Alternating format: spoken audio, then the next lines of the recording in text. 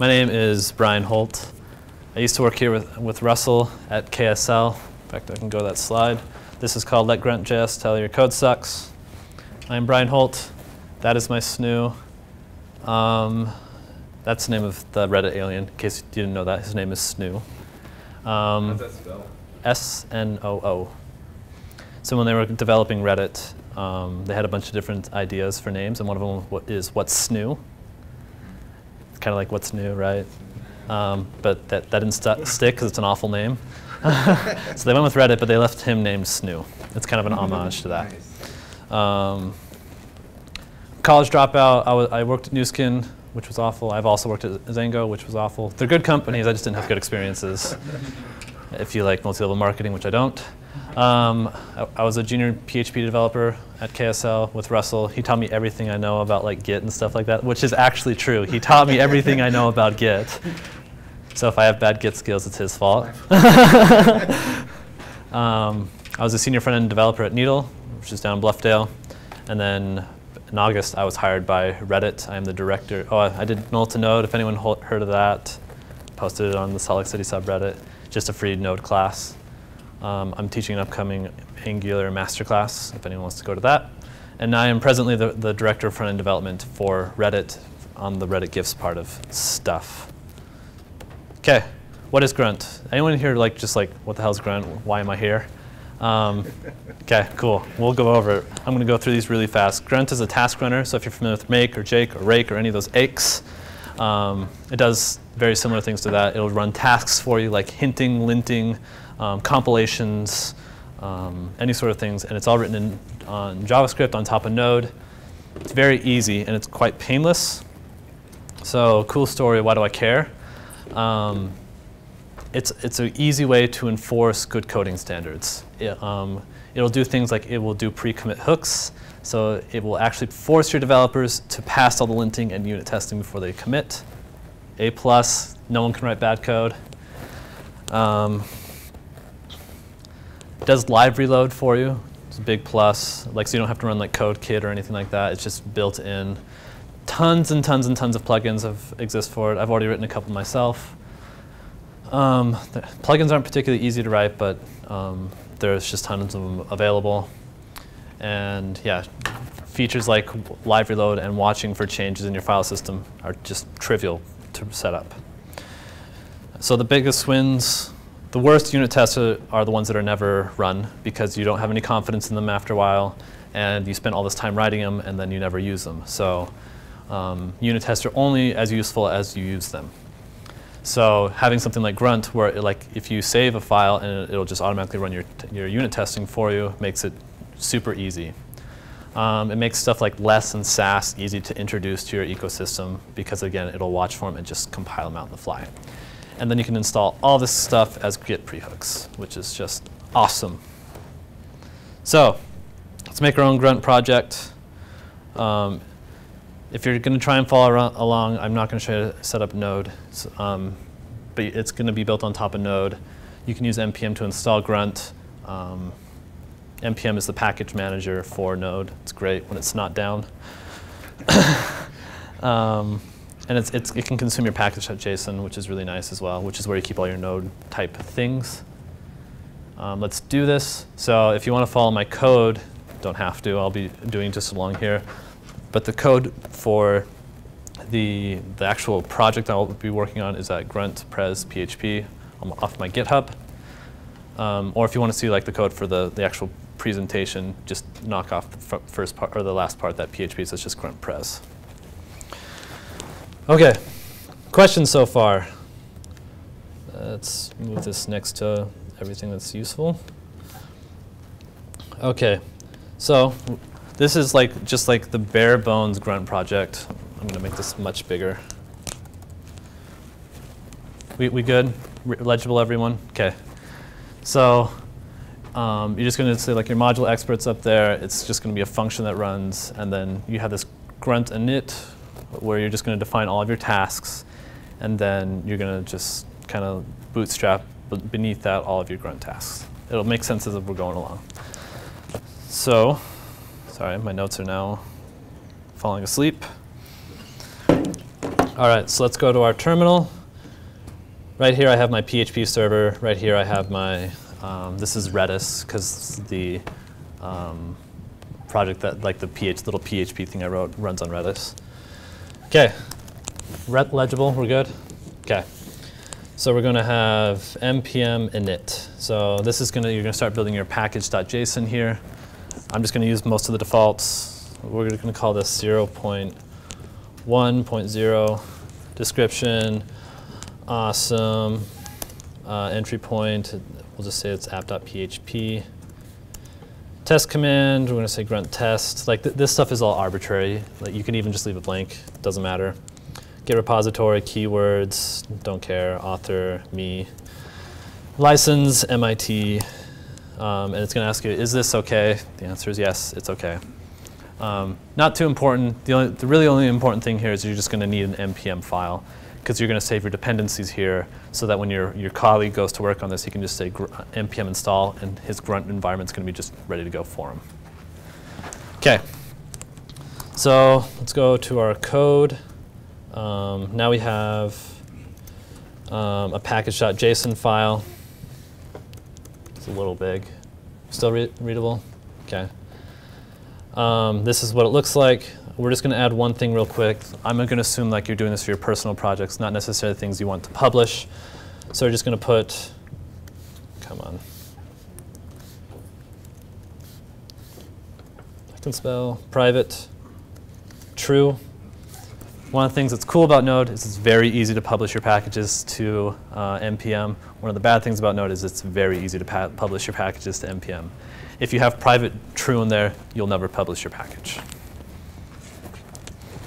I heard someone doing that, and they had a bad day after they got fired. OK. So let's go ahead and do, so I'm going to kind of go out of order here, because I want to make sure I do the things that you guys actually care about. Let's go ahead and do PHP linting. So I'm just going to use like the PHP-L just to make sure that your code will actually run. So we're going to go here to our console, and we're going to say npm install --save dev. What that means is like I'm going to save this automatically in my package.json, and the -dev part just means it's a developer dependency and not necessarily like a dependency to run. Like you don't need it in production, right? You just need it on your dev environment. If you did --save, that means it's like a dependency. I need this to run in production.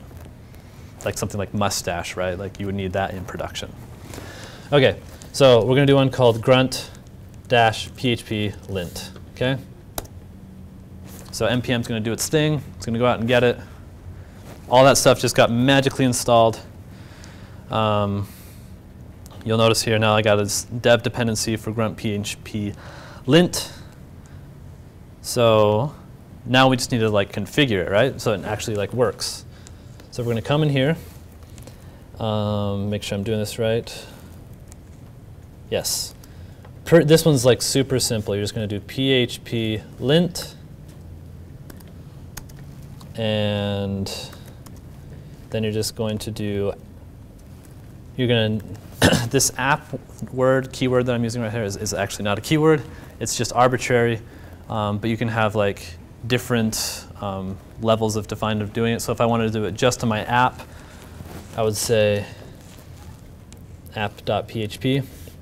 But I could also have them like say like test, and it would go define all my test files. So if I'd run grunt php lint test, then it would go lint on my test files, or I could do grunt php lint app, and it would just go to. So you can kind of define it if you just want to do parts of it, or you can just do all of it in one. That works as well. OK, I'm going to save that. We're going to go back here, and we're just going to say grunt php. Let's see. Let's get all this crap out of here. PHP grunt php lint. Oh, you need grunt to run grunt. So let's just do npm install save dev grunt. Minor oversight. OK.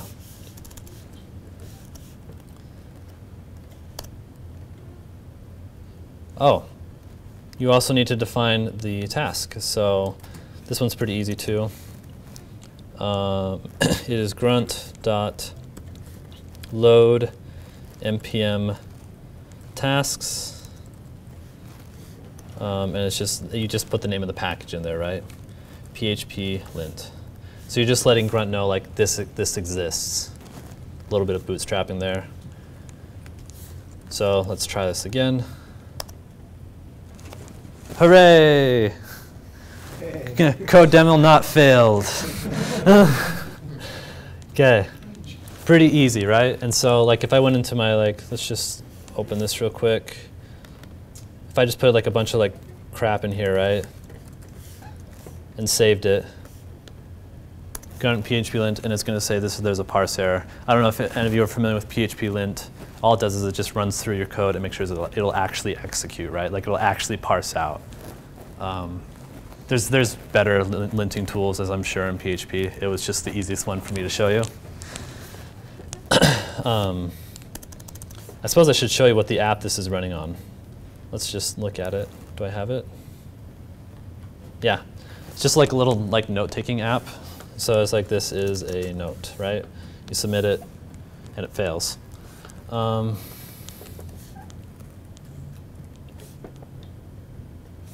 Message is hidden by filter.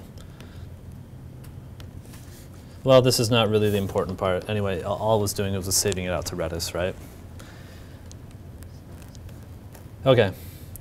So we don't need that part. So let's go talk about unit testing. So this has some unit tests associated with it. Let's go back to our grunt file.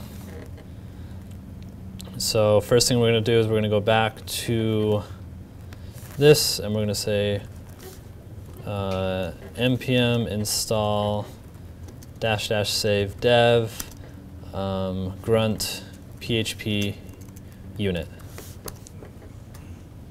Okay, just installs PHP unit for you. This is super easy. You're just going to come down here and say grunt.load npm tasks grunt php unit.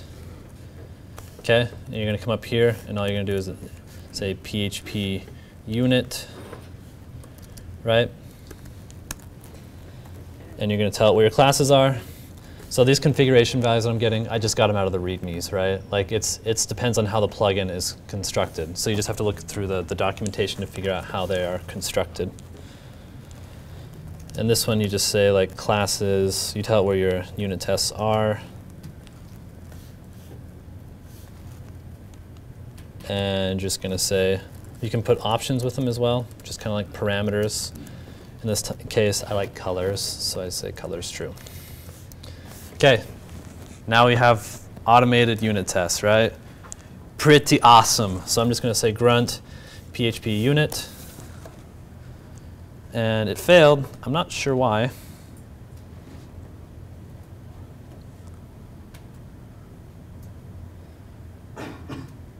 Shouldn't fail.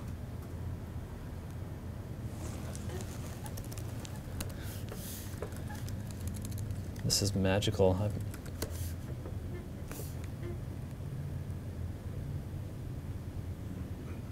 Oh, yeah, I have no targets. That's exactly why it's not going to work.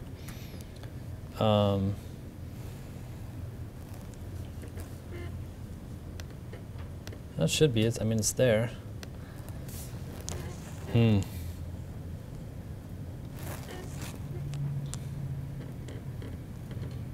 Grunt PHP unit, classes, dir, test. Okay, let's just get, this is my cheater one. We're just going to go grab these two out of here. And we're just going to copy and paste into here. Oh, awesome. And now we're mixing tabs and spaces. Don't kill me.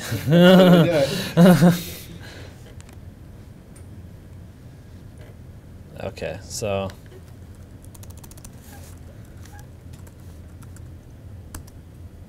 okay, cool. So I don't know what I did differently, which is really sad to say. But now it's linting its tests, and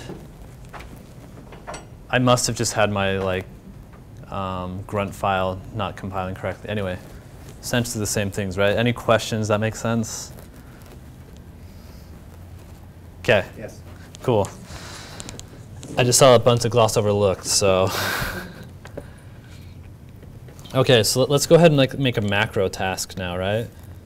So you can usually like you're not going to want to just like lint and then you want to just do all of it at once, right? You want to do all of your PHP tasks all at once. You're going to say grunt.register task, and you're going to call it PHP, just because you want to run all your PHP related tasks.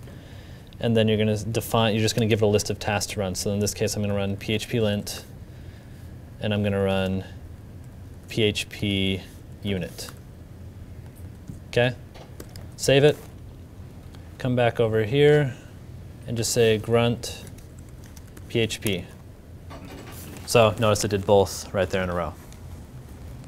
Cool. We together thus far. Hopefully this seems like, oh, I could do that, not, oh shit, I don't want to do that anymore. Okay. So, what time do I have to end? Anyone have any idea? Let's check. Okay, I'm going to keep. What's that? 2:20? 2:20 is correct. Yeah, we got all sorts of time. Okay, let's talk about watch. So, yeah, as you have questions or comments, please just. Are you gonna show the git commit book stuff? Yes, definitely. That way I don't have to do the not saying PHP style code. Yeah, exactly. Just don't teach them the -n flag, because that ignores all your tests. I shouldn't have said that out loud. Okay, so I'm going to say npm install --save dev grunt -contrib -watch. Little namespace tip here. So if it has grunt-contrib, that means it's maintained by the core team of Grunt. If it is just grunt-something, it's some schmo like me, right? Okay, so save that business. Thank you, NPM, for being up today. I was actually worried about that. I have. This week it was all down. Well, and you had issues with Composer, so I was not expecting Composer. I don't hear about that one going down very much. Well, that is great for the PHP community. Grunt, contrib, watch. So that's like always the first thing you want to do is just throw in the load npm task. I always forget. Okay, so you're going to do watch. Another pro tip here. Notice how like PHP lint is just called the same thing as PHP lint up here. PHP unit. Don't include the contrib because the contrib is also implied. So, what is watch? Watch is just you're gonna tell Grunt to watch files, and after the files change, it just runs whatever tasks you define it. This is great for like less compilation, Sass compilation, linting, anything that you would want to be kind of reactive to, right? Okay. So, should be pretty easy to.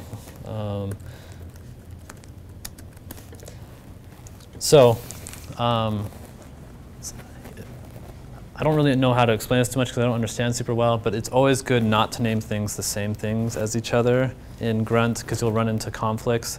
Sometimes I do, sometimes I don't. But I just make sure I never call, like, for example, I'm not going to call this like the PHP unit watch because there's one called PHP unit. I'm not sure, I don't think that would actually conflict, but I'm not going to try. Just name things differently. It makes things a lot easier. Okay, so the first thing you're going to do is you're going to tell what kind of files to watch. And since we're lazy programmers, we don't want to have to update this every time we create a new file. So guess what? There's built-in templating into Grunt. So you're just going to do something, I believe this is, no, this is underscore templating. Okay, that's what the fancy looking tag is. And you're just going to say php lint.app. Okay? What this is essentially saying is like, I want you to go look at my PHP lint task, and I want you to pull out the app. So lo and behold, it's going up here to PHP lint, and it's going to the app. And it's just going to pull out whatever files are in there. And on PHP lint, could you do like a directory or something as well? I like testing, right? Because testing. Yeah, okay. Yeah. let's go ahead and talk about that. So there's the testing one. There's just like the asterisk. That means it can have an arbitrary depth, right? So it's going to go recursively look in all of your folders for PHP ones inside the test directory, and then anything that has a PHP ending. And you really could just have like ***/*.php, and it would run on literally every PHP file in your project. That works too. Make sense? Okay. Depends on how many files you have. One thing always to be cautious of in Node is Node has a limit. Well, actually, it's OS X has a limit on how many files it can access at once.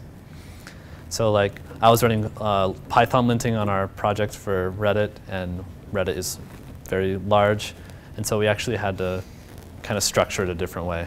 So just be cautious. If you have more than, I think it's 256, be cautious of how many you're watching at once. OK, so but let's go ahead and watch both of these. So you can do it multiple times.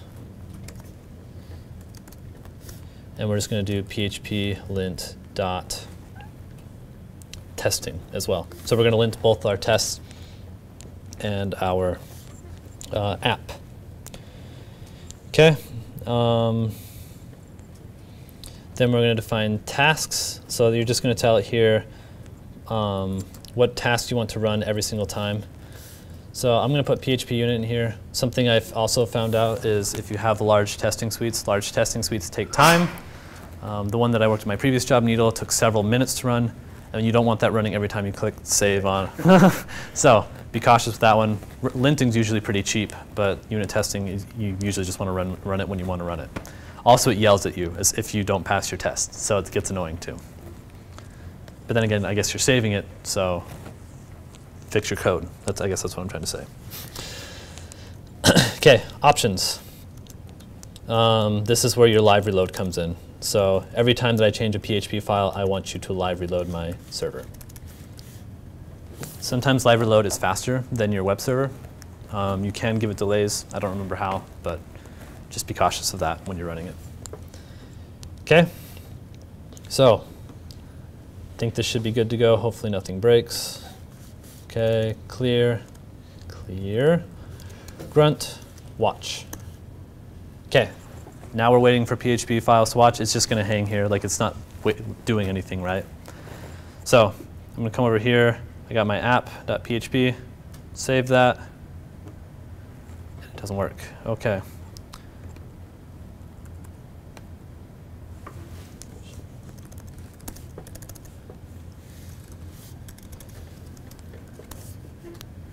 It's watching. Save.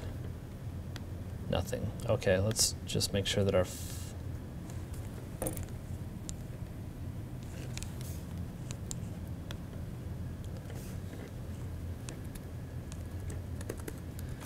that might be it.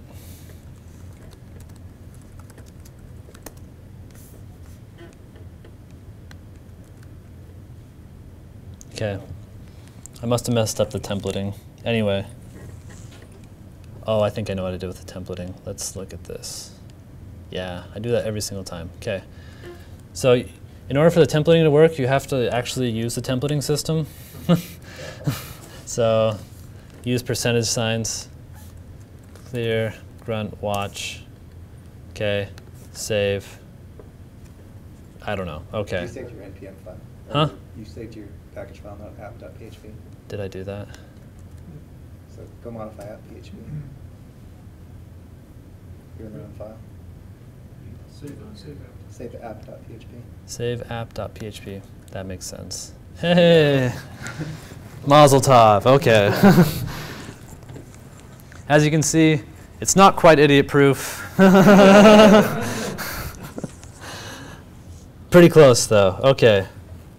Good. We got time. So LiveReload. Let's just go ahead and so you need a plugin. You either have to put like a little snippet of JavaScript that just lets it know, like it's essentially establishes a WebSocket that waits for files to change, and then once the files change, it tells it to reload itself. So you can either put that on. There's a Chrome plugin, you just do that, and now it'll actually wait for changes, and then it will live reload. If you've ever used like LiveReload.app, or actually CodeKit doesn't use it, but LiveReload.app does use it. Same plugin. Cool. Questions? We good? Okay. Got 20 minutes. I think I can talk about both. Are we more set on learning Git hooks or like less compilation? Git hooks. Let's do Git hooks. Unless will be a nice bonus if we get to that one. Okay. Git hooks. Surprisingly easy, actually. npm install -- save dev grunt git hooks.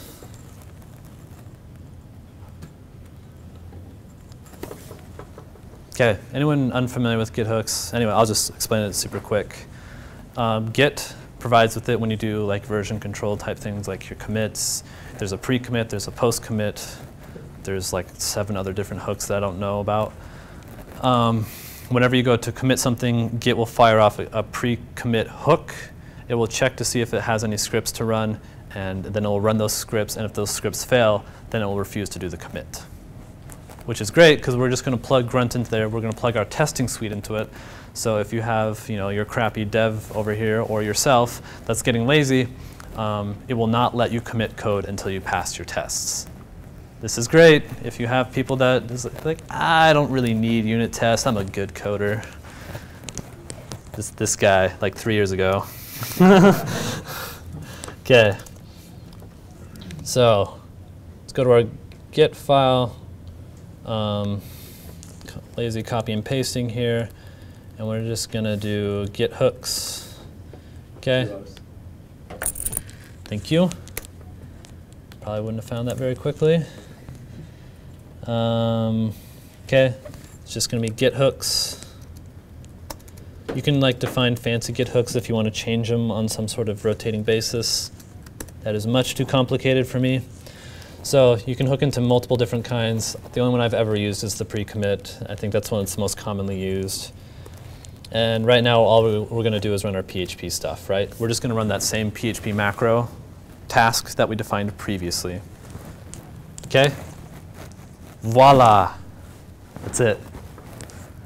So all you need to do is you're just going to say grunt git hooks. You just need to do it once. You need to put commas in all the right places. Screw you, JSON. Okay. Okay. And now it is defined as a git hook. And each developer needs to do that on their machine. At least once. So if they run grunt install, does it do that? Or so you could define a task that ran it for them. You can also make it part of like the default task, which I'll show you in just a sec. Like if you just try to type grunt, however you see best fit to do it is fine. There's no problem in resetting it every single time you do it, right? It's pretty fast. Okay, so let's just go make sure that I fail my thing real quick. I'm just going to put some stuff right there. So now I should not pass. So if I say grunt PHP lint, I'm not going to pass, right? So now that I don't pass, I'm going to try and, oh my gosh. I'm going to try and commit anyway, because I'm a great developer. Let's go, let's go. Okay. The best commit ever. Okay. Won't let me commit. Hooray. I tried to ruin the project and Grunt wouldn't let me. There's a way to bypass it. Don't do it. Okay. Super simple, right? Super simple way just to force everyone to make sure that they're passing your coding standards before they can even commit to your tree.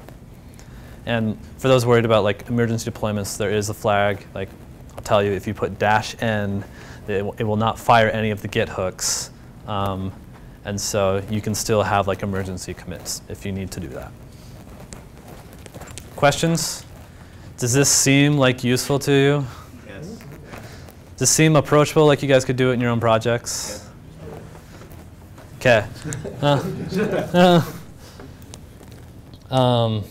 let's not do that anymore. It's bad. I'm really sad. Like I probably spent most of the time preparing just writing my little PHP app, and it doesn't even work. I'm super pissed about that. It's been so long since I've written. It's been since I worked at KSL since I've written PHP. So it was kind of it was nostalgia. Okay, so let's. Yeah, I got time. I got plenty of time.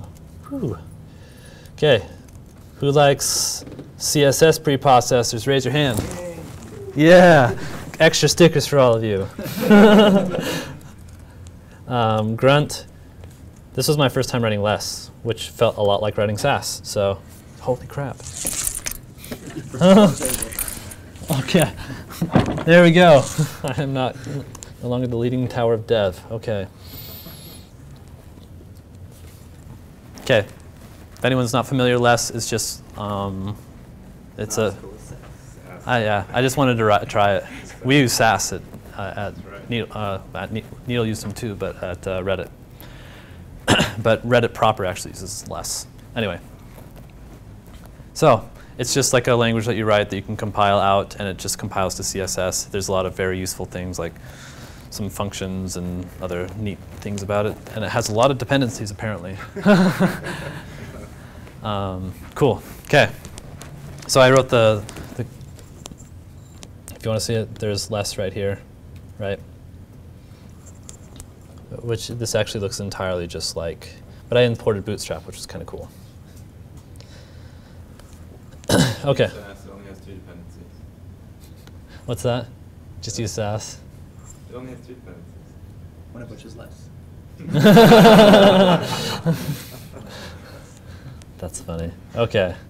So just boilerplate that business in. What is it? Less. Okay. Just going to do less. Got to remember what the options are.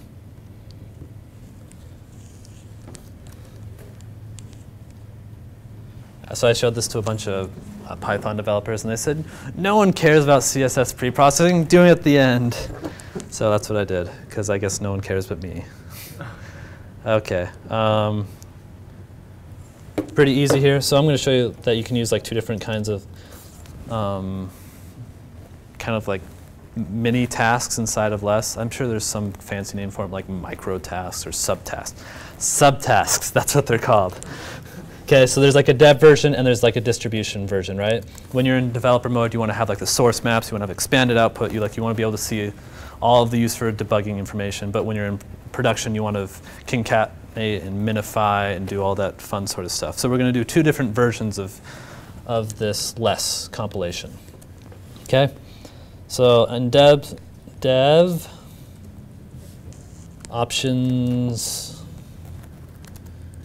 clean CSS. I don't really remember what that was, but I apparently thought it was important enough to include.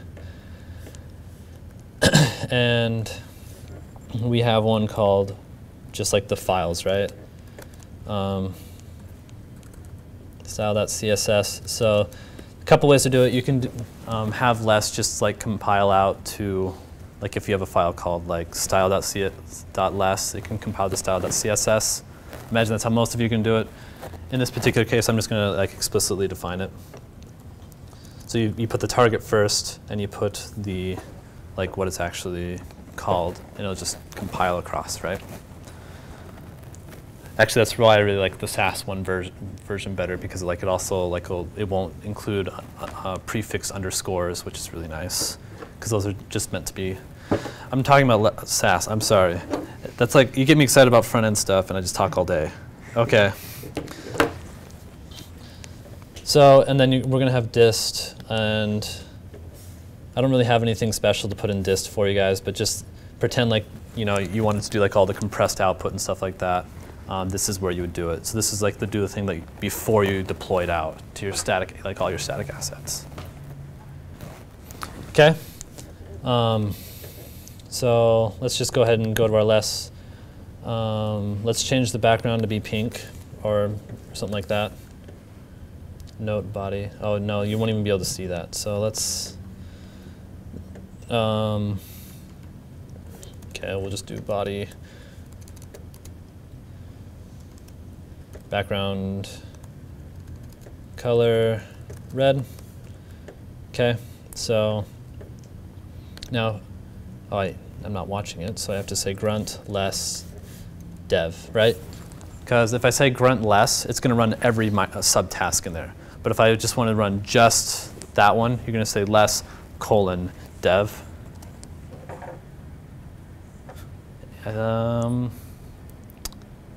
Maybe not. Less task not found. Because I broke it.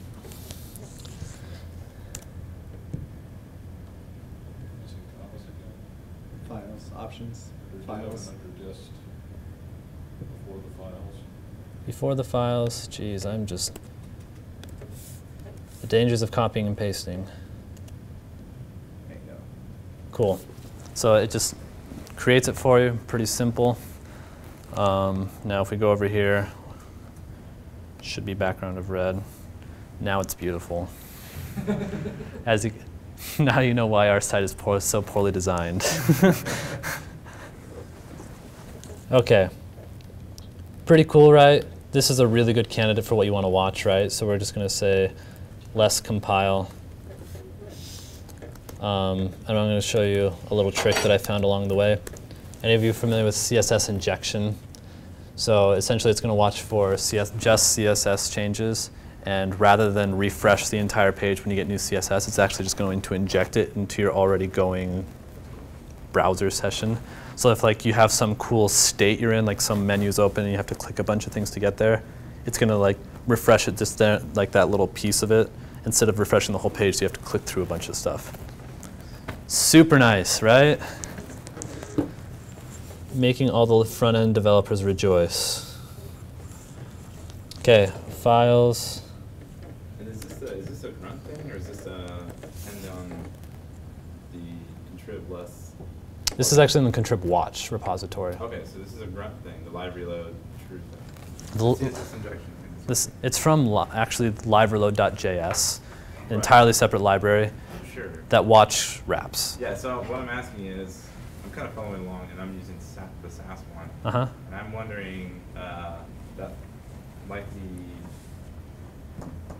the LiveReload flag, I guess you're gonna put here, is it gonna work on the Sass one, or is it part of the less contrib, or do I already get it as part of grunt with the contrib watch? You'll get it with the contrib watch. Okay. Yeah, definitely. It's same thing. Yeah, that's what I was asking. Yeah, definitely. Good question.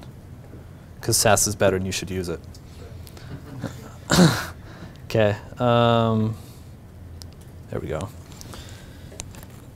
So here I'm just going to stick the string because I'm lazy, and if there's ever any sort of less saved out, I just want to like run less. Easy. Tasks, like we're just going to run less.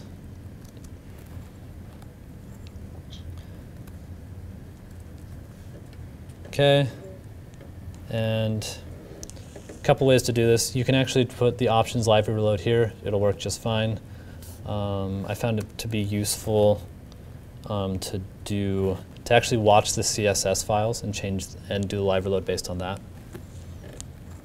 So I'm just going to do CSS watch.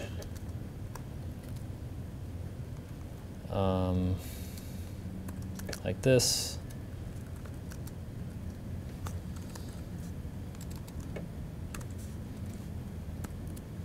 Tasks. Oh, actually, you're not going to have any tasks to run when CSS gets changed, right? You're just going to run options, LiveReload, true. Does that make sense? Because when you compile files, you're going to compile out CSS. It's going to watch for the CSS changes. If you have any CSS that's getting changed without less being changed, obviously watching the CSS will still work. Whereas if you were just watching less, it wouldn't work. I'm hesitant to make this. Go ahead. Well, I was just curious if both dev and distrib would run on watch the way that's set up there. Yep, it would. Okay. Not your best plan, so.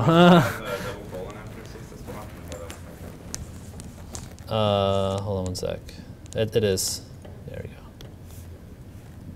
So yeah, you want to run it like that. So is there a way to set it up so you would be using, I mean, if you took this file then go to the live, I guess you would be using grunt in a production I sure to God hope not. Okay. Well, so Yeah. So watching would never apply to a live environment, so that's why you specify dev. Mm-hmm. But then the distribution thing, you would run that when you're deploying. As like a deploy pre-hook, essentially. Okay. Yeah. Okay. Yeah, that's kind of what we do. We have we use Python's Fabric to deploy, and so what Python deploy runs is it runs grunt dist. It makes sure everything's working before it deploys. It'll do the compilation. It syncs out the static assets to whatever the Amazon service, S2, S3, and then it'll does its thing. So yes, that's when you'd want to use dist. Okay. Cool. Okay. What I was going to say about the CSS part, it used to be that it would only do CSS injection if it was changing based on a CSS file. They might have fixed it. They might have not. I don't remember. It's just a good idea just to watch the CSS, though. Okay, so we have this BUT over here in red. Got to make sure our grunt watch is running. So let's clear that grunt watch. Change this to be like blue now. So it ran Sass dev, and then watch saw the change, and it then completed the LiveReload.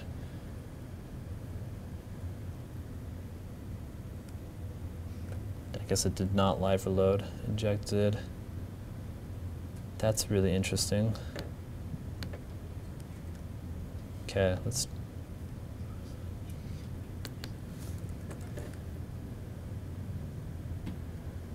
There we go. So there was no reload there, it just did it by itself. Pretty sweet. Okay, I believe I've gotten through everything that I had prepared for other than showing you my fantastic PHP app with unit testing and all sorts of best practices. Please hire me as your next PHP developer. Okay, I got everything. Cool.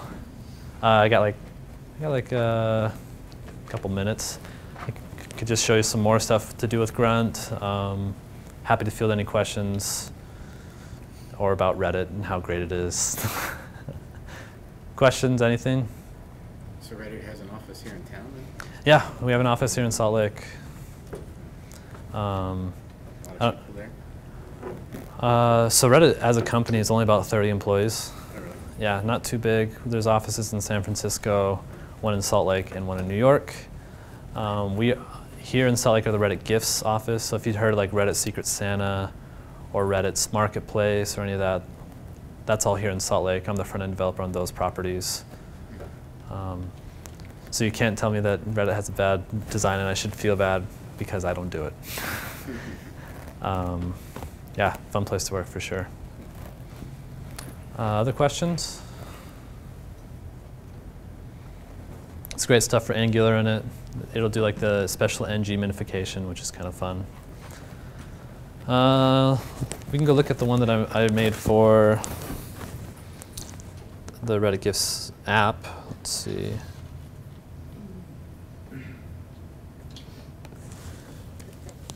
Let's see.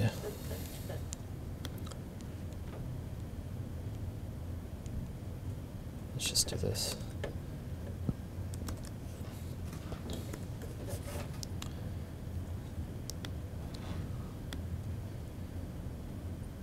Look away while we're looking at Python files. I know they scare you.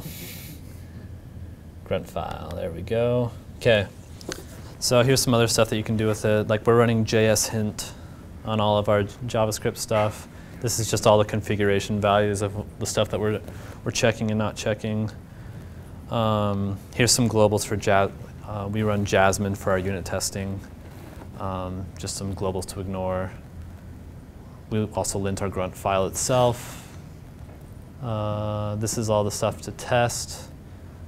Here's something kind of cool. So like, for example, we run linting on all of our JavaScript, but I don't want to lint other people's stuff, right? So I just filter that out, and you can define filter files of stuff to filter out. Sass, this one's kind of fun. So here's a better example of like production and developer environments. Like in distribution where there's no caching, no tracing, we want it compressed and no source maps, but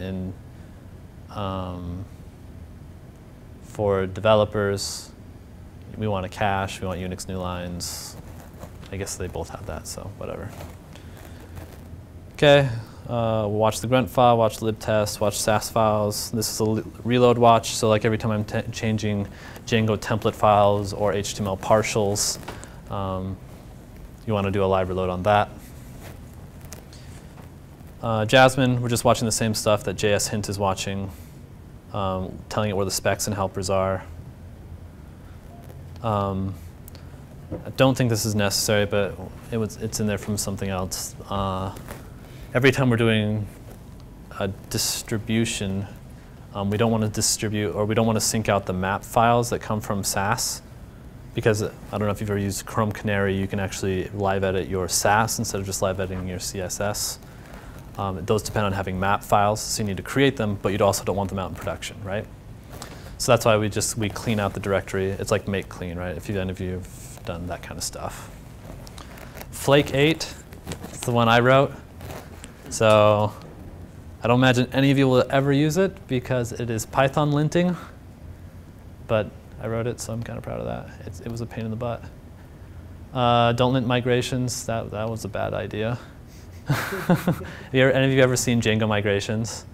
They are just, it's like Python vomit. It's auto-generated Python that runs SQL commands for you.